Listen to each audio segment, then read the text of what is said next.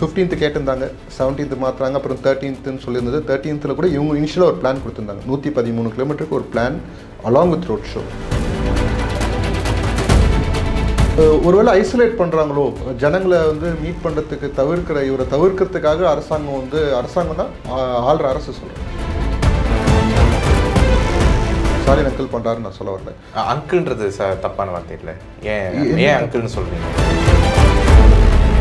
என்ன தப்பான வார்த்தைன்னு சொன்னீங்களா? அது என்ன தப்பு இருக்குது? இல்லை, சொல்கிற விதம்னு ஒன்று இருக்குது. இல்லை, நான் இப்போ தப்பாக எதுவுமே சொல்லலையே. ஸ்டாலின் அங்கிள் தானே சொன்னேன். ஸ்டாலின் அங்கிள் ஏன் சொல்லணும்? அவர் சிஎம் இருக்காங்க, சிஎம் சார் அப்படின்னு சொல்லலாம்ல. What bro, it's very wrong bro. BJP வந்து ஊற வச்சு அடிக்க வேண்டிய விஷயம். அது இன்றைக்கே ஒரே நைட்டில் வந்து தோச்சி காய வைக்கிறதுனால எந்த பிரயோஜனம் கிடையாது. நீ மொத்தமாகவே பேச அனுமதி கேட்குறதே 10 நிமிஷம் தான் கேட்குறேன். அரசு இன்னொரு 5 நிமிஷம் பேசிக்கன்னு கொடுத்துருக்குது. நடிச்சு பார்த்து வந்து பேசணும். அவருக்கு பேச வருது, மற்றதெல்லாம் வரல. இவருக்கு பேச வரலன்னு அவங்க நினச்சிட்டு இருக்காங்க. ஆனால் மற்றதெல்லாம் நல்லா வரும்னு நாங்கள் சொல்லுவோம்.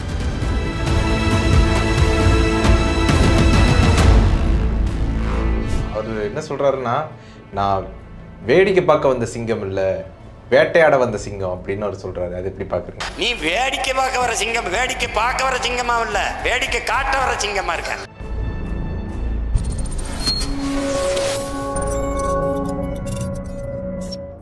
கலர் கண்ணாடி வாய்ஸ் நேயர்களுக்கு வணக்கம். இன்று நம்மோடு நேர்காணலில் பேசுவதற்காக தமிழ்நாடு இளைஞர் கட்சியினுடைய பொதுச் செயலாளரும் தாவேகாவினுடைய ஆதரவாளருமான திருமிகு லோகேஷ் அவர்கள் நம்மோடு இருந்திருக்கிறார். வாருங்கள், அவரோடு பேசலாம். வணக்கம் சார். வணக்கம் சார். தமிழக வெற்றி கழகத்தினுடைய சுற்றுப்பயணம் பரப்புரை அப்படிங்கிறது இன்று திருச்சியில் தொடங்கியிருக்குது. விஜய் அவர்கள் நேரடியாக களத்துக்கு சென்று மக்களை சந்தித்து பேசியிருக்கிறாரு. எப்படி நம்ம பார்க்குறது? ஒன் ஆஃப் மெனி மூவ்ஸ்ன்னு பார்க்குறேன். இப்போ அதை கட்சி ஆரம்பிக்கும் போது வந்து ஒரு பொலிட்டிக்கல் பார்ட்டி என்ன மாதிரி பிஹேவ் பண்ணோம் அப்படின்ற எந்த விதமான எக்ஸ்பீரியன்ஸ் இல்லாத ஒரு டீம் அப்படின்னு சொல்லிட்டு நிறைய விமர்சனங்கள் வந்தது. ஸோ அந்த விமர்சனங்களை பிரேக் பண்ணுற மாதிரி ஒவ்வொரு விஷயமும் ஒரு ஃபஸ்ட் எடுத்தோடனே ஒரு கொள்கை விளக்க மாநாடுன்னு ஒன்று நடத்தி, மாபெரும் நடத்தி, அதுக்கு க்ரௌடையும் காட்டி சரி ஒன்று நடத்தியாச்சு அப்படின்னுமோ அடுத்த லெவலுக்கு போகும்போது ஒவ்வொரு ஈவெண்ட்டாக பண்ணுறாங்க. கட்சிக்குள்ளே பூத் லெவல் மீட்டிங் நடத்துகிறாங்க. ஒரு ஆர்ப்பாட்டம், ஒரு பரந்தோறும் இதுக்கு போராட்டம் பண்ணுறதுக்கு போகிறாங்க. இந்த மாதிரி ஒவ்வொரு ஸ்டெப்பாக கடந்துட்டு வராங்க. அடுத்த லெவல் பெரிய இன்னொரு மாநாடு அப்படின்னு யாருமே எக்ஸ்பெக்ட் பண்ணல. ஏன்னா எல்லாருமே வந்து சுற்றுப்பயணம் போகணும், மக்களை சந்திக்க எப்போ போகிறாருன்னு தான் கேட்டுருந்தாங்க. திடீர்னு அன்எக்ஸ்பெக்டடாக 2வது மாநாடுனாங்க. சரி, ஃபஸ்ட்டு மாநாடுக்கு வந்த அளவுக்கு கூட்டம் வராது அப்படின்னு தான் எல்லாருமே எக்ஸ்பெக்ட் பண்ணிட்டு இருந்தாங்க. ஸோ அவங்களோட எதிர்பார்ப்புகளை பிரேக் பண்ணுற மாதிரி வந்து ஆசைகளை வந்து நிராசையாக்குற மாதிரி அவ்வளோ பெரிய க்ரௌடு வந்தது. நான் அந்த இடத்துல தான் இருந்தேன். பார்க்கிங்கில் ஒரு 360 ஏக்கரா பார்க்கிங் ஃபுல்லாகாதுன்னு நினைக்கும் போது அது பார்க்கிங் ஃபுல்லே ஓவர்வெல்மே ரோட்டில் நிற்கிற அளவுக்கு ஆகிப்போச்சு. மாநாடு திடலும் வந்து 140 ஏக்கராக்கு வேலி மட்டும், மாநாட்டுக்குள்ளே இருக்க வேலி மட்டும். அது இல்லாமல் வெளியே ஃப்ளோட்டிங் பாப்புலேஷன் அது கிட்டத்தட்ட ஒரு 15 20 லட்சம் பேர் வர அளவுக்கு க்ரௌட். அதுலேயும் என்ன ஒரு குருமா வேலை பார்க்குறாங்கன்னா 3 லட்சம் பேர் தான் வந்தாங்க, 4 லட்சம் பேர் தான் வந்தாங்கன்ட்டு ஒரு நரேஷன் செட் பண்ண ட்ரை பண்ணுறாங்க. மக்களுக்கு தெரியும் எவ்வளோ பேர் வந்தாங்க. இது நடக்குது. இது நடந்து ஒரு மாதம் கூட முடியல, திடீர்னு சுற்றுப்பயணம்னு சொல்லிட்டு இனிஷியலாக அந்த சுற்றுப்பயணத்தை பிளான் பண்ணும்போது 120 நாளைக்கு அவங்களோட கழக மாவட்டங்கள் ஒவ்வொரு மாவட்டம் ஒவ்வொரு நாள்ன்ற மாதிரி தான் பிளான் பண்ணுது. சரி, அதுக்கப்புறம் அதை கன்சாலிடேட் பண்ணி ஒரு வாரத்துக்கு இந்த 2-3 தொகுதி அப்படின்ற மாதிரி பிளான் பண்ணுது. அதை எடுத்து தான் ப்ரொசீட் பண்ணது. ஃபஸ்ட்டு போலீஸ்கிட்ட டிஸ்கஷன்லாம் போகும்போது இந்த மாதிரி பெர்மிஷன்ஸ், அவங்க வெஹிக்கிளில் போகிறவங்களுக்கு எல்லாருக்கும் டிஸ்டர்பன்ஸாக இருக்கும். இந்த விஷயம்லாம் கன்சிடர் அவர் தலைவரோட காதுக்கு எடுத்துன்னு போனதுக்கப்புறம் சரி வீக்கெண்ட்ஸ் மாதிரி பிளான் பண்ணிக்கலாம். ஸோ ஸ்கூல் காலேஜ் போகிறவங்களுக்குலாம் எந்த டிஸ்டர்பன்ஸ் இருக்காது, வேலைக்கு போகிறவங்களுக்கு டிஸ்டர்பன்ஸ் இருக்காதுன்னு அந்த பிளான் அப்படியே 1 டேக்கு மக்களை சந்திக்கிறதுக்கு மட்டும் 1 டே வச்சுப்போம். மிச்சம் இருக்கிறனால வந்து மற்றவங்கள அந்த ஊர் மக்களை ஒரு கமிட்டியாக இருப்பாங்க, இல்லைனா வேற ஒரு கட்சியாக இருப்பாங்க, இல்லை ஏதோ ஒரு குறை இருக்கும், அதை நமக்கு பார்க்குறது ஆஃப் கேமராவில் பண்ணிக்கலாம் அப்படின்ற மாதிரி அதை மாற்றிக்கிட்டு இப்போது சுற்றுப்பயணத்துக்காக மட்டும் வந்திருக்கேன். இன்றைக்கி நம்ம பேசிகிட்டு இருக்க நேரத்தில் சுற்றுப்பயணம் வந்து ஜெகஜோதியாக நடந்துகிட்ருக்கு. இவங்க கொடுத்த பிளான்லேயே மேபி வந்து 15th கேட்டிருந்தாங்க, 17th மாற்றுறாங்க, அப்புறம் 13th சொல்லியிருந்தது. 13th கூட இவங்க இனிஷியலாக ஒரு பிளான் கொடுத்துருந்தாங்க. 113 கிலோமீட்டருக்கு ஒரு plan along with road show இருந்தாங்க. அந்த ரோட்ஸ்லாம் கொஞ்சம் ப்ராடரான ரோட்ஸ், இவ்வளோ கன்ஜஸ்டடாக இருக்க வேண்டிய அவசியம் இல்லை. இன்றைக்கி நம்ம பார்த்தோம்னு நினைக்கிறேன், திருச்சியில் எவ்வளோ நேரம் ஆச்சு அந்த ட்ராவல், ஒரு 8 கிலோமீட்டர்ஸ் ட்ராவல் பண்ணுறதுக்கு ஒரு 5 மணி நேரம் ஆச்சு. மேபி தமிழக வெற்றி கழகத்தோட பிளான்லேயே போயிருந்தா பெட்டராக இருந்திருக்குமோன்னு ஒரு சிந்தனை வருது. இன்டெலிஜென்ஸ் இதெல்லாம் கவனிக்கலையா, யோசிக்கலையா, எவ்வளோ பேர் வருவாங்க, அதை எப்படி சேஃப்கார்ட் பண்ணுறது. அட்லீஸ்ட் வந்து விஜயனா கூட நீங்கள் வாகனம் சொன்னீங்க, 4 வாகனம் தான் வரணும், அந்த 4 வாகனம் தான் வந்தது. பின்னாடி வர வண்டிகளை தடுத்து இருந்திருக்கலாம், வேறு ரூட் ட்ராவல் பண்ணிக்கலாம், இல்லை இவர் போகிற ரூட்டில் நிறைய மக்கள் இருக்காங்க, அதுக்கேற்ற மாதிரி அங்கே கொஞ்சம் ப்ரிப்பரேஷன்ஸ் பண்ணியிருக்கலாம். அந்த விஷயத்தெல்லாம் போலீஸ் வந்து கவனிக்கலையோ இல்லை தவற விட்டாங்களோன்ட்டு ஒரு ஃபீல். ஏன்னா எல்லாரும் என்ன ப்ளேம் பண்ணுவாங்க, தமிழக வெற்றி கழகத்தை ப்ளேம் பண்ணுவாங்க, என்ன ஒரு சொன்ன நேரத்துக்கு வரது இல்லையா அப்படின்னு. நம்ம அரசாங்கத்துக்கிட்ட பர்மிஷனுக்கு போகிறோம், அவங்க தான் லா அண்ட் ஆர்டருக்கு நீங்கள் இதெல்லாம் பண்ணுங்க, இப்போ தான் வந்து சேஃப்டின்னு சொல்கிறாங்க, நம்ம அதை ஃபாலோ பண்ணுறோம், அவங்க கொடுத்த விஷயத்தை ஃபாலோ பண்ணுறோம். நம்ம ஓன் பிளானில் போய் தான் இன்னும் பெட்டராக பண்ணியிருக்கலாம். அதை நம்ம ஃபாலோ பண்ணுறதுனால இந்த ஹிண்டரன்சஸ்லாம் வருது. இன்னொரு விமர்சனம் என்ன சொல்கிறாங்க அப்படின்னா, அவர் இன்னைக்கு வந்ததுக்கு அவர் ஒரு 2 நாள் முன்னாடியே எப்படி மதுரை மாநாடுக்கு ஒரு நாள் முன்னாடியே மதுரைக்கு வந்தாலும் அது மாதிரி வந்திருக்கலாம்ல சொல்கிறாங்களே. இப்போது மெயின் பிரச்சனையே வந்து அங்கே திருச்சியில் ரூம் கூட கிடைக்கல. அந்த விஷயம் நீங்கள் கேள்விப்பட்டிருப்பீங்க நினைக்கிறேன். ரூம் மண்டபம் எதுவுமே கிடைக்கல. இவர் வந்தால் கூட்டம் வந்துடும், இந்த விஷயத்தையே சொல்லி சொல்லி சொல்லி சொல்லி ஒருவேளை ஐசோலேட் பண்ணுறாங்களோ, ஜனங்களை வந்து மீட் பண்ணுறதுக்கு இவரை தவிர்க்கிறதுக்காக அரசாங்கம்னா ஆள்ற அரசு சொல்கிறேன், திமுக அரசு வந்து ஏதாவது பிளான் பண்ணுறாங்களோ. அதுக்காக ஸ்டாலின் பண்ணுறாருன்னு நான் சொல்ல வரல, ஸ்டாலின் அங்கிள் பண்ணுறாருன்னு நான் சொல்ல வரல. அங்கிள்ன்றது தப்பான வார்த்தை இல்லை, ஏன் அங்கிள்னு சொல்கிறீங்க? நான் என்ன தப்பான வார்த்தைன்னு சொன்னீங்களா? அது என்ன தப்பு இருக்குது? இல்லை, சொல்கிற விதம்னு ஒன்று இருக்குது. இல்லை நான் இப்போ தப்பாக எதுவுமே சொல்லலையே, ஸ்டாலின் அங்கிள் தானே சொன்னேன். ஸ்டாலின் அங்கிள் ஏன் சொல்லணும்? அவர் சிஎம் இருக்காங்க, சிஎம் சார் அப்படின்னு சொல்லலாம்ல. இல்லை, எனக்கு முதல்ல அவர் சிஎம் சார் தானே சொன்னார். இல்லைங்க, நான் என்ன சொல்கிறேன், நான் அதில் தப்புன்னு ஏதாவது நீங்கள் சொன்னீங்களே, அந்த தப்பு எங்கே இருக்குன்னு கேட்குறேன். இல்லை, அங்கிள் நம்ம ஏன் சொல்லணும்? இல்லை, தப்பு என்ன இருக்குன்னு நான் கேட்குறேன். நீங்கள் தப்புன்னு சொன்னீங்க, அதில் தப்பு எங்கே இருக்குன்னு நான் கேட்குறேன். இல்லை, அது விஜய் ஆக்சுவலி வந்துட்டு சொல்லாடல் அப்படிங்கிறது ஒரு தப்பாக சொல்லி, இப்போ ஒரு உறவு முறையில் அங்கிள்னு சொல்கிறது, தனிப்பட்ட முறையில் சொல்கிறது, ஒரு பொது மேடையில் சொல்கிறது கரெக்ட், பொது நிகழ்வில் கரெக்ட். அதை வந்து நீங்கள் சொல்லக்கூடிய முதலமைச்சர் ஸ்டாலின் அவர்கள் வந்து யோசிச்சிருக்கணும் இல்லையா? தன்னைத்தானே அப்பான்னு அவரை பிராண்ட் பண்ணிக்கும் போது நம்ம அவரை எனக்கு அப்பான்னு கூட வரலைங்க, அவரை எனக்கு நேச்சுரலாக அப்பான்னு கூட வருமா? யாருக்கா யோசிங்க, நீங்கள் கூடுவீங்களா? வராது. அவர் அப்பான்னு அவர் ஒரு உறவு முறையோட கூப்பிட்டு பழகிக்கிட்டாரு. நாங்கள் எனக்கு அந்த உறவு முறை வரல, எனக்கு என்ன உறவு முறை கூப்பிடாம இருந்துடலாமே, சார் தான் நாங்கள் கூப்பிடுவோம் அப்படின்னு இருக்கலாம் இல்லையா? நான் என்ன சொல்கிறேன், அவர் ஒரு உறவு முறையில் கூப்பிட்டுக்கிட்டார், எனக்கு அந்த உறவு முறையில் கூப்பிட வரல, அதனால எனக்கு என்ன உறவு முறையில் கூப்பிட முடியுதோ அந்த உறவு முறையில் கூப்பிட்றேன், அவ்வளோதான். இதில் நான் வந்து அவரை வந்து லைக் ஒருமையில வயசில் மூத்தவர், அந்த விஷயம்லாம் இருக்குது. நான் எங்கேயுமே அவர் ஒருமையில் பேசலை, அந்த விஷயம் நம்ம மைண்டில் வச்சுப்போம். அதை தாண்டி அவர் ஒரு உறவு முறையில் அவர் கூப்பிட்டு அடையாளப்படுத்திக்க பார்க்குறாரு. நமக்கு அந்த அடையாளம் வேண்டாம், நமக்கு என்ன அடையாளம் நமக்கு சொல்கிறதுக்கு வசதியாக இருக்குமோ அந்த அடையாளத்தை நம்ம சொல்கிறோம், அவ்வளோதான். இது அதை தாண்டி ரொம்ப விவாதிக்க வேண்டிய விஷயத்த வேணால் நம்ம டைவர்ட்டும் ஆக வேண்டாம். Okay okay. பேக் டு இந்த டாபிக் வரும்போது, இதெல்லாம் வந்து அவர் தான் பண்ணுறாரு, முதலமைச்சர் தான் பண்ணுறாருன்னு நம்ம சொல்ல வரல. அங்கங்கே இருக்கிற லோக்கல் மினிஸ்டராக இருக்கலாம், எம்எல்ஏவாக இருக்கலாம், இல்லைனா தலைமையை குளிர் வைக்கிற நினைக்கிற அரசு அதிகாரிகள்லாம் கூட இருக்கலாம். இல்லை, யார் இதை செய்கிறாங்க இதெல்லாம்ன்ற விஷயத்தை தவிர நமக்கு அடக்குமுறைகள் விதிக்கப்படுதான்னு கேட்டால் விதிக்கப்படுது. மற்ற கட்சியை விட அதிகமாக விதிக்கப்படுதான்னு கேட்டால் ஆமாம், அதுவும் உண்மை தான். இப்போ நாங்கள் வந்து தமிழ்நாடு கட்சியை ஒரு போராட்டத்துக்கு பர்மிஷன் வாங்க போகிறோம்னா இந்த டேட்டுக்கு முடியாதுன்னு வாங்க, சரிங்க சார் நீங்களே டேட்டும் டைமும் சொல்லுங்கன்னு அவங்ககிட்டே கொடுத்துருவோம். அவங்க கொடுப்பாங்க, நாங்கள் அதுக்கு லெட்டர் எழுதி கொடுப்போம், அவங்க அக்செப்ட் பண்ணுவாங்க. இப்போ இதே மாதிரி தான் 15th நம்ம கேட்டது, 17th அதுக்கப்புறம் நம்ம கேட்டது, அப்புறம் அவங்க சொன்ன டேட்டு தான் 13th. அதே மாதிரி இடமும் சரி, 4 இடம் மாதிரி அவங்க கொடுத்த இடம் தான் அது. கொஞ்சம் ப்ராடான இடத்த கொடுத்துருந்தா இவ்வளோ கன்ஜெஷன் ஆகிருக்காது. ஸோ எய்தர் உங்களோட பிளானில் நாங்கள் ஃபுல்லாக இப்போ நாங்கள் அதுதான் நடந்துகிட்ருக்கு, நாங்கள் இல்லைனா எங்கள் பிளானுக்கு வாங்கன்றோம். உங்கள் பிளானில் போயிட்டு அதுக்கப்புறம் பழி பேர் வாங்குறது நாங்கள் தான். ஏன்னா ஒரு பேரணியை கூட நீங்கள் வந்து ஆர்கனைஸ் பண்ண முடியல, மேலே ஏறி கை காட்ட கூட முடியாதா? கை காட்டக்கூடாதுன்னு சொன்னது போலீஸ் தான் இல்லைங்களா? மேலேயும் ஏறக்கூடாது, கீழே இறங்கக்கூடாது, காருக்குள்ளேயே வண்டியிலே உட்காந்துட்டு தான் வரணும் அப்படின்னு தான் போலீஸ் சொல்லியிருக்காங்க. அதை தான் நம்ம ஃபாலோ பண்ணுறோம். 20 நிமிஷத்தில் பேசணும்னு சொன்னாங்க, 20 நிமிஷம் தான் பேசினார். நம்ம அதை மீறியும் பேசல, அது கம்மியாகவும் பேசலை. போலீஸ் என்னென்ன நெறிமுறைகள் கொடுத்துருக்கோ அதை நம்ம ஃபாலோ பண்ணுறோம். எங்களுக்கு முன்னாடி போனது விஜயனோட வண்டிக்கு வாகனத்துக்கு முன்னாடி போகிறது போலீஸ் வாகனம். அந்த போலீஸ் வாகனம் நினச்சிருந்தா கொஞ்சம் வேகமாக அந்த பிரயாணத்தை கூப்பிட்டு போயிருக்க முடியும்.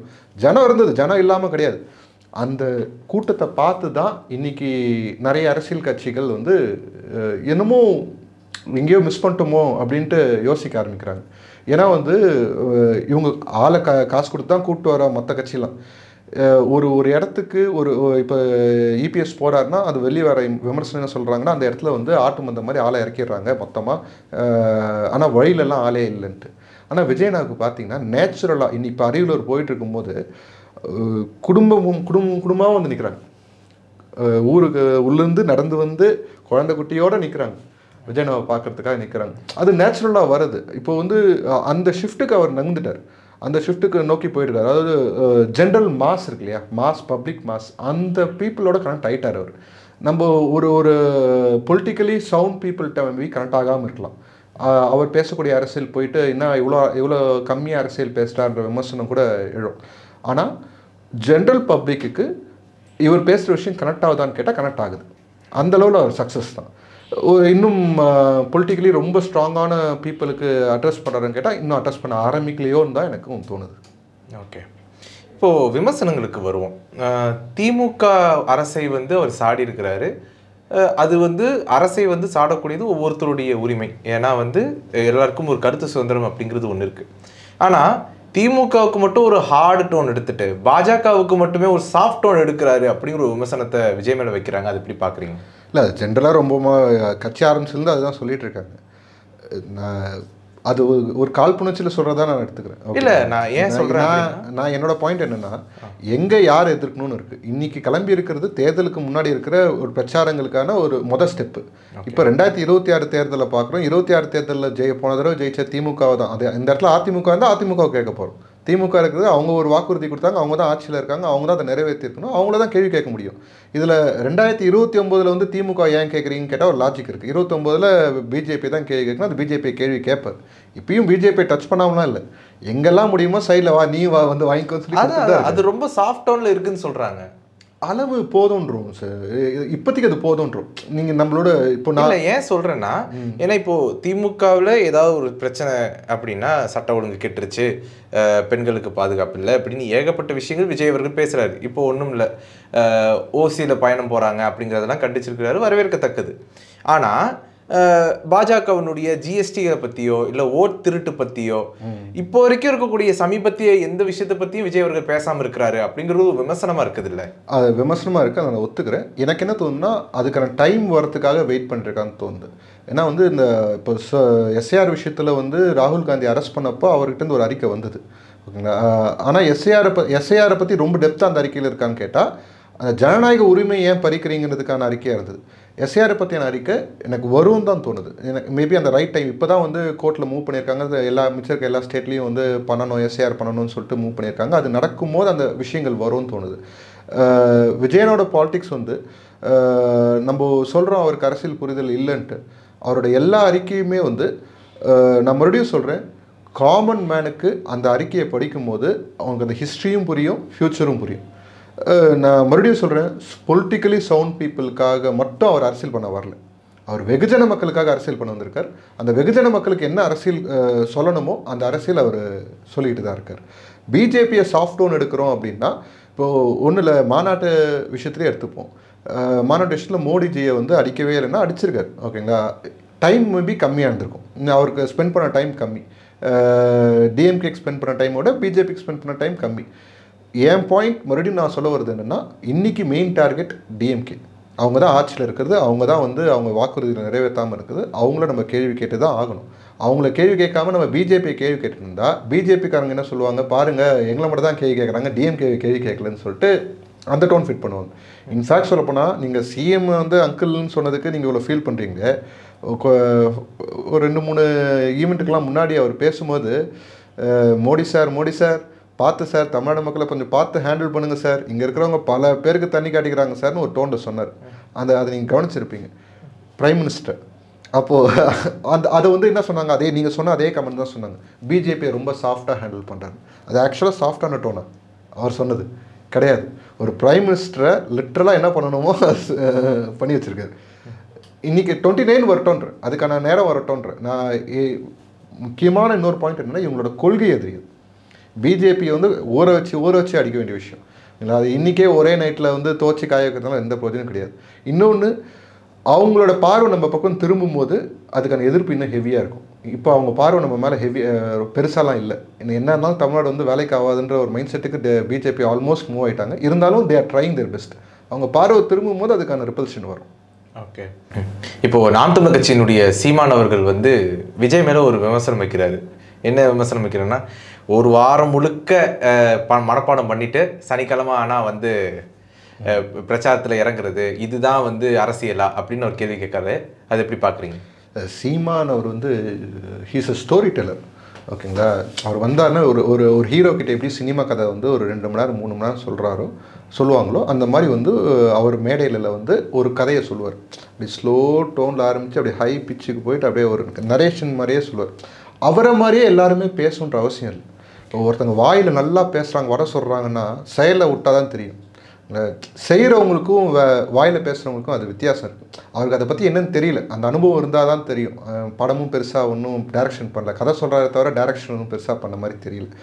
அது அவரோட இயலாமைன்றதை நான் பார்க்குறேன். அவருக்கு பேச வருது, மற்றதெல்லாம் வரல. இவருக்கு பேச வரலன்னு அவங்க நினச்சிட்டு இருக்காங்க. ஆனால் மற்றதெல்லாம் நல்லா வரும்னு நாங்கள் சொல்கிறோம். அவர் என்ன சொல்கிறாருன்னா, நான் வேடிக்கை பார்க்க வந்த சிங்கம் இல்லை, வேட்டையாட வந்த சிங்கம் அப்படின்னு அவர் சொல்கிறாரு. அது எப்படி பார்க்குறீங்க? விஜயனா சொன்னது அது விஜயனா சொன்னது. ஓகேங்களா? அது மேபி காப்பி பாருங்க, சொந்தமாக டைலாக் கூட எழுத முடியல. டேரக்டர் ஆகிறாரு, சொந்தமாக டைலாக் எழுத வேண்டியது, அதை கூட காப்பி அடிச்சு தான் சொல்கிறாரு. என்ன பண்ணுறது? சீமான் பற்றி நான் வந்து 2015-16 நான் அவரை அப்சர்வ் பண்ணிட்டு இருந்தேன். அந்த டைமில் எலெக்ஷன் வந்த டைமில் அப்சர்வ் பண்ணிட்டு இருந்தேன். அந்த மேடைகள்லேயே அவர் பேசுனதில் நிறைய கான்ட்ரவர்சிஸ். நான் அதுக்கப்புறமே இது பாவா அப்படின்னு சொல்லிட்டு கடந்து போக ஆரம்பிச்சிட்டேன். அப்பயே 2015 ஒவ்வொரு பேட்ச் புதுசாக வர இளைஞர்கள் அவங்க பார்ப்பாங்க, சில்லறையை சதற விடுவாங்க அவர் பேசுகிற கேட்டு. மறுபடியும் கொஞ்ச நாள் கழிச்சு இது அதுவா அப்படின்னு சொல்லிட்டு நகர்ந்துருவோம். அவ்வளோதான் விஷயம். அவங்களோட கட்சியில் இருக்கிறவங்க உண்மையிலே கொள்கை பிடிப்போடு இருந்தால் விஜயநாயை நோக்கி ஏன் வரணும்? மொதல் கேள்வி. ரெண்டாவது கேள்வி, உண்மையிலே கொள்கை அவங்களுக்கு இருந்தது அப்படின்னா, அவங்க சொல்கிற தமிழ் தேசியம் தான் அவங்க கொள்கைன்னு இருந்தால் ஏன் திமுகவில் போய் சேரணும்? அவங்க இங்கே திமுகவில் சேர்ந்தாங்க. கட்சியில் இருக்கிற எவ்வளோ பேர் திமுக டாப் லெவல் பொசிஷன் இருக்கிறவங்களாம் திமுகவில் சேர்ந்துருக்காங்க. ஓகேங்களா? சேராமலாம் கிடையாது. இல்லை, ஒருத்தர் கட்சியில் இருக்கிறதும் விலகி போகிறதுங்கிறது அவங்களுடைய உரிமை. ஆனால் உங்கள் தம்பிங்கெல்லாம் கொள்கை பிடிப்போட இருக்கிற தம்பிகள் தானே சொல்லப்படுது. கொள்கை பிடிப்போடு இருக்கிற தம்பிகள் ஏன் திராவிட கட்சியில் போய் சேரணுன்றதான் கேள்வி. திராவிட கட்சி சேர்ந்துருக்காங்களா இல்லையா? அதுதானே விஷயம். ராஜீவ்காந்திலாம் சேர்ந்தாரா இல்லையா? அவர் கூட எத்தனை ஆயிரம் பேர் போய் சேர்ந்ததா அன்றைக்கி எவ்வளோ நியூஸ் வந்துருந்து. ஓகேங்களா? உண்மையிலே இப்போ தமிழ் தேசியம் உங்கள் கொள்கையை நீ உங்கள் பசங்களுக்கே ஊட்டலன்ற. அவர் பசங்களுக்கு ஊட்டியிருந்தால் அவங்க போய் ஏன் திராவிட கட்சியில் போய் சேர போகிறாங்க? அப்போது ஒரு பொலிட்டிக்கல் வியாபாரம் நடக்குதாங்கன்னு கேட்டால் ஒரு டவுட் வருது. ஏன்னா இவரே அதுதான் செய்கிறாரா அப்படின்னு. ஏன்னா அவர் தம்பி ஒருத்தர் சொல்லியிருந்தார் என்கிட்ட, எங்கேப்பா இருக்கார் அப்படின்னா ஈசிஆரில் இருக்கிறாருன்னு. வாடகை வீடா சொந்த வீடான்னு கேட்டால் வாடகை வீடுன்னு. எவ்வளோ வாடகைன்னு கேட்டால் 2 லட்ச ரூபா அப்படின்னு. 2 லட்ச ரூபாயா? வீட்டு வாடகையா? ஆமாம் வீட்டு வாடகை அப்படின்னு. சரி, யாருப்பா இது காசு தருதுன்னு கேட்டால் நாங்களாம் தான் தரோம். நாங்களாம் தெருள் நீதி வாங்கி தான் தரோம் அப்படின்னு.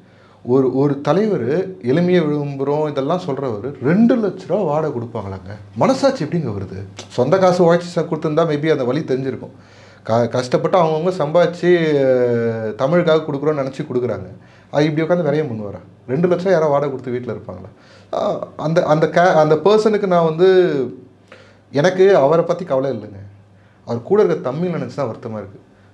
போய் எங்கேயா போய் விட்டுற போகிறாரு. இவங்கெல்லாம் வந்து நம்பி இவர் எங்கேயோ எடுத்துன்னு போய் சேர்த்துருவாரு நம்பின்னு இருக்காங்களே. இவர் பண்ணுற அரசியலுக்கு அவங்க எங்கே போய் நிற்க போகிறாங்கன்னு தெரியல. அவங்களுக்காக தான் நான் ஃபீல் பண்ணுறேன். ஓகே. இல்லை, ஆரம்பத்தில் அவர் உங்களை வந்து விஜய் வந்து என்ன சொல்லியிருக்கிறாரு அப்படின்னா, என் தம்பி அவர் அரசியலுக்கு வராருன்னா நான் வரவேற்கிறேன் அப்படின்னு சொன்னார். திடீர்னு அவர் உங்களுக்கு எதிராக மாற வேண்டிய காரணம் என்ன? இல்லை, அவர் தம்பின்னு சொல்லும் போதே எனக்கு தெரியும். ஏன்னா அவர் சொல்லும் போதே தெரியுது ரிட்டர்ன் இது வரும்ன்ட்டு. ஏன்னா இவரே தான் கமல்ஹாசன் கட்சி ஆரம்பிக்கும் போது போயிட்டு நேரில் போயிட்டு இவரே தான் சீமானே நேரில் போனார். உங்களுக்கு ஞாபகம் இருக்கும்னு நினைக்கிறேன். அப்போ வெளியே வந்து மைக்கில் என்ன ஸ்டேட்மெண்ட் கொடுத்தாரு, அதுக்கப்புறம் அந்த எலெக்ஷன் ஃபுல்லாக என்ன மாதிரி ஸ்டேட்மெண்ட் யூஸ் பண்ணியிருந்தாருன்னு தெரியும். 2016 விஜயகாந்த் ஐயா என்னென்ன பண்ணிட்டு இருந்தாருன்னு ஞாபகம் இருக்கும் எல்லாருக்கும். இவரோட அஜெண்டாவே அவ்வளோதான். அன்றைக்கி யார் மவுசாக இருக்கிறாங்களோ அவங்கள அடிச்சு விட்டு அதில் சிந்திர ஓட்டு செதற ஓட்டெல்லாம் ஒரு பக்கம் சேர்த்துக்கிறது. இன்னொரு பக்கம் வந்து அவங்கள வளர விடாமல் யார்கிட்டேருந்து என்னென்ன உதவிகளை வாங்கிக்க முடியுமோ அந்த உதவிகளையும் வாங்கிக்கிறதா குற்றச்சாட்டு வெளியே இருக்குது. அது உண்மைன்றது அவர் ப்ரூவ் பண்ணிட்டு இருக்காரு ஒவ்வொரு தேர்தலையும். ஸ்டாலின் ஐயாவை பார்த்ததுக்கப்புறம் ஷிஃப்ட் ஓவர் இருக்கு இல்லையா, அது ரொம்ப வீரியமாக போகுது. அதுவும் போர் தொடுக்கிறன்றார். போர் தொடுக்கிறவங்களுக்கு நாங்கள் என்ன பண்ணிட்டோம்? நீ ஒரு மேடையில் என்ன சொல்கிறீங்க, எங்களுக்கு கொள்கையே இல்லைன்றீங்க. சரி, கொள்கை இல்லை நீங்கள் உங்கள் பாயிண்ட் ஆஃப் வியூ. அப்போ எங்களுக்கு இதுதான் ஏன் கொள்கை, இப்படி தான் கொள்கை படி நடக்கணும். நீ எனக்கு கிளாஸ் எடு, நான் கற்றுக்குறேன். அதுதான் பெரிய தலைவராச்சே, டால் லீடராச்சே, கற்றுக்கூட நான் கற்றுக்குறேன். ஒரு பக்கம் அப்படி சொல்கிறது, இன்னொரு பக்கம் இன்னொரு சைடு வந்து என்னையா கொள்கை வச்சுக்கிறாங்க அப்படின்னு சொல்லி திட்டுறது. எதெல்லாம் ஒன்றும் உண்மையாக இருக்கும். அவர் எப்போவுமே டியூவல் ஸ்டாண்டு தான். ஓகேங்களா? இன்றைக்கி பேசுனது, இன்றைக்கி ப்ரெஸ் மீட் எடுங்க, நாளைக்கு ப்ரெஸ் மீட் எடுங்க, ரெண்டுத்துலேயும் பாருங்கள் ஒரே விஷயத்த வேறு மாதிரி பேசியிருப்பார். He is capable of that. Okay. இன்னொன்று, விஜய் அவர்களுடைய பேச்சோ சரி அல்லது அவருடைய நடவடிக்கைகளோ டிஎம்கேவை விமர்சனம் பண்ணுறது தான் இருக்குது. புதுசாக எதுவும் அவர் பண்ணுறதில்ல அப்படிங்கிற மாதிரி ஒரு விமர்சனம் வந்து பொது இடத்துல இருக்குது அப்படிங்கிறத நம்மளால் பார்க்க முடியுது. அப்போது அதை சேஞ்ச் பண்ணிக்கிறதுக்கு விஜய் வந்து முயற்சி பண்ணுறாரா? அவர் என்ன ஃபஸ்ட்டு ப்ரூவ் பண்ண ட்ரை பண்ணுறாருன்னா, இன்னைக்கு டிஎம்கே வந்து ஆக்சுவலாக வந்து டிஎம்கே வந்து அரசியல் எதிரியாக தான் வச்சுருக்காரு. அவங்க கொள்கைகள் வந்து எங்களுக்கு எதிரானதுன்னு சொல்லலை. அவர் தமிழ் தேசத்தையும் திராவிடத்தையும் 2 கண்கள்னு சொல்கிறாரு. இந்த மக்களுக்கு தமிழக மக்களுக்கு வந்து தேவையான விஷயங்களே இன்னும் போய் சேரலைன்றது தான் அவர் பாயிண்ட். அந்த கொள்கை படிகள்லாம் நடக்கலை அப்படின்றத அவர் ப்ரூவ் பண்ண ட்ரை பண்ணிட்டு இருக்காரு. இன்றைக்கி திருச்சியில் பேசும்போது என்ன சொன்னார், மக்களோட அடிப்படை தேவைகளான கல்வி, மருத்துவம், இது எலக்ட்ரிசிட்டி, ரோடு, அது இல்லாமல் பெண்கள் பாதுகாப்பு, சட்ட ஒழுங்கு, இதிலெல்லாம் நோ காம்ப்ரமைஸ்ன்றார். இந்த ஸ்டேட்மெண்ட் மூலிமா அவர் என்ன சொல்ல வரேன்னா, இதுவே இன்னும் பிரச்சனையில் தான் இருக்குன்றது. அது பிரச்சனையில் இருக்கான்னு கேட்டால் ஆமாம், இன்றைக்கும் எதுவும் தெரியல. உங்கள் வீட்டுக்கு எதிர்க்க இருக்கிற ரோடு இன்றைக்கி சரியாக இருக்கான்னு கேட்டால் கிடையாது. ரோடு போட்டு தான் இன்றைக்கும் தோண்டின்னு இருக்காங்க. எல்லா வேலையும் முடிச்சு ரோடு போடணுன்ற எண்ணம் இப்போ வரைக்கும் வரலன்னா நம்ம என்ன பண்ண முடியும்? ஏன்னா அதெல்லாம் வந்து ஸ்மார்ட் சிட்டிக்காக அவங்க பண்ணுறாங்க அப்படிங்கிற மாதிரி இருக்கு. எல்லாத்துக்கும் ஸ்பெண்ட் பண்ணுறது யார்? கஜானாலேருந்து பணம் வெளியே கொடுக்குறது கவர்மெண்ட்டு. நீ இந்த வேலையெல்லாம் முடியும், அதுக்கப்புறம் இந்த ரோடு பணம் தரேன்னு சொல்கிறதுக்கு எவ்வளோ நேரம் ஆகும்? அந்த பிளானிங் கூட இல்லையா? இத்தனை வருஷமாக அதுதான் இந்த அரசாங்கம் நடந்துட்டுருக்கா? இல்லை, ஒரு திட்டத்தை வந்து நிறைவேற்றுற வரைக்கும், இப்போது மெட்ரோ பண்ணி எடுத்துக்கோங்க, அதை நிறைவேற்றுற வரைக்கும் சில இன்கன்வீனியன்ஸ் இருக்குது தானே செய்யுது நம்ம. இல்லை ஜி, நான் ரொம்ப பிரேக் டவுன் பண்ணி கேட்குறேன். இந்த மழைநீர் வடிகால்னு ஒரு திட்டம் அதிமுக ஆட்சியில் 10,000 கோடிக்கு வேர்ல்டு பேங்க்லேருந்து கடன் வாங்கியிருக்கோம் நாங்கள். இவங்க வந்து 4,500 கோடின்றாங்க. எது உண்மை, ஒருவேளை அவங்க ஒரு 10,000, இவங்க ஒரு 4,500 தெரியல. இவ்வளோ அமௌண்ட்டு ஒரே திட்டத்துக்காக கிட்டத்தட்ட ஒரு 10 வருஷமாக வேலை பார்த்துட்ருக்காங்க. 10 லாங் இயர்ஸாக ஒரு 200 வார்டு இருக்கிற ஒரு ஊரில் 10 லாங் இயர்ஸாக ஒரு திட்டத்தை முடிக்க முடியலையா அப்படின்ற கேள்வி வருது இல்லையா? அப்போ அதுக்கு இப்போ எங்கள் வீட்டுக்கு எதிர்க்கோங்க, எங்கள் வீட்டுக்கு எதிர்க்க சிமெண்ட் ரோடு 20 வருஷம் கழிச்சு போட்டிருக்காங்க. Wow, super. ஆனால் தண்ணி தேங்குது, சிமெண்ட் ரோடில் தண்ணி தேங்குது. ஓகேங்களா? இன்னும் மழைநீர் வடிகால் கொண்டு வரல. இதோட பியூட்டி என்ன தெரியுங்களா? சிமெண்ட் ரோடு போட்டதுக்கப்புறம் தான் ஈவிக்கு அண்டர் கிரவுண்டில் கொண்டு வரணும்னு தோணுனாங்க. ஓகேங்களா? இதுதான் நான் இந்த திட்டத்தோட முரண் தான் நான் சொல்ல வரேன். இப்போ பாயிண்ட் என்னென்னா வந்து திமுகவோ இன்னைக்கு நம்மளை இதுக்கு முன்னாடி அந்த அதிமுகவாக இருக்கட்டும், நம்மளை வந்து இத்தனை வருஷமாக ரூல் பண்ணதில்லை. நம்மளோட அடிப்படை தேவைகள் கூட இன்னும் முழுசாக நிறைவேறலன்றது தான் விஷயம். அதனால தான் அதை பற்றி பேச வேண்டியதாக இருக்குது. அதை தாண்டி அவர் ஃப்யூச்சரில் இதெல்லாம் செய்ய போகிறோம் அப்படின்னு சொல்கிற விஷயங்களை வந்து அவர் என்ன சொன்னார்னா, நான் ப்ராக்டிக்கலாக நாள் எதெல்லாம் வந்து நடைமுறையில் சாத்தியமோ அது மட்டும் தான் நான் செய்வேன், அது மட்டும் தான் நான் வாக்குறுதியாக கொடுப்பேன்றதை இன்றைக்கி சொல்லியிருக்கேன். தமிழக வெற்றி கழகத்தினுடைய அடுத்த கட்ட நகர்வுகள் எதிர்காலத்தில் என்னென்ன பண்ண போகிறாங்க அப்படிங்கிறத பற்றி சொல்லுங்கள். ஸோ இன்றைக்கி சுற்றுப்பயணம் ஆரம்பிச்சிருக்குது. இன்னும் ஒரு 15 வாரங்களுக்கு அது தொடரும். இதற்கு நடுவில் வந்து பல்வேறு அமைப்புகளையும் பல்வேறுபட்ட தரப்பு மக்களையும் சந்திக்கிற வாய்ப்புகள் அமையும். அது எல்லாமே ஆஃப் கேமராவில் இருக்கும். ஒரு சிலது வெளியே வரத்துக்கு வாய்ப்பு இருக்குது. மோஸ்ட்லி அவரை சந்திக்கிறவங்க வெளியே சொல்கிறது கிடையாது. சில பேர்கிட்ட இன்ஃபர்மேஷன் பாஸ் பண்ண வேண்டிய சுச்சுவேஷன் இருக்கும். அன்றைக்கி அந்த கரண்ட் அஃபேர்ஸ் அது பட்டு இருந்துச்சுன்னா ஷேர் பண்ணுற மாதிரி இருக்கும். பெருவாரியான மீனவர்கள் விஜயண்ணாவுக்கு ஆதரவு இருக்கிறாங்க. அதில் நீங்கள் இந்த மாநாட்டில் பேசும்போது, அந்த கச்சத்தீவை பற்றி பேசும்போது, இலங்கையில் இருக்கிற மினிஸ்டருக்கு ரிப்ளை பண்ணி இலங்கை அதிபரே வந்து அந்த வராத கச்சத்தீவுக்கு வந்து தரமாட்டோன்னு சொல்ல வேண்டிய அவசியம் இல்லை. அவர் வந்தது வேறு விஷயம்னா அந்த ஸ்டேட்மெண்ட்டை சொல்ல வேண்டிய அவசியம் கிடையாது. அந்த ஸ்டேட்மெண்ட் ஏன் சொல்கிறாங்கன்னா, அதுக்கான ரிப்பல்ஷன் எங்கேருந்து ஆரம்பிச்சுன்னா விஜயண்ணா பேசணும். அந்த பீரியட் ஆஃப் டைம் அந்த டைமில் வேறு யாருமே வந்து இலங்கை தீவை மீட்டு கொடுங்கன்னு சொல்லிட்டு வேறு யாரும் சொல்லலை. ஓகேங்களா? அது அப்படி நடக்குது. ஸோ இன்டர்நேஷ்னல் லெவலில் அதுக்கான ரிப்பல்ஷன்ஸ் இருக்குது. இன்றைக்கி அவர் பேசக்கூடிய விஷயங்களும் வந்து CNN இருக்கட்டும், CNBC இருக்கட்டும், இந்தியா டுடே, NDTV எல்லாத்தையும் லைவ் போட்டாங்க. ஸோ அவர் he's getting tall day by day.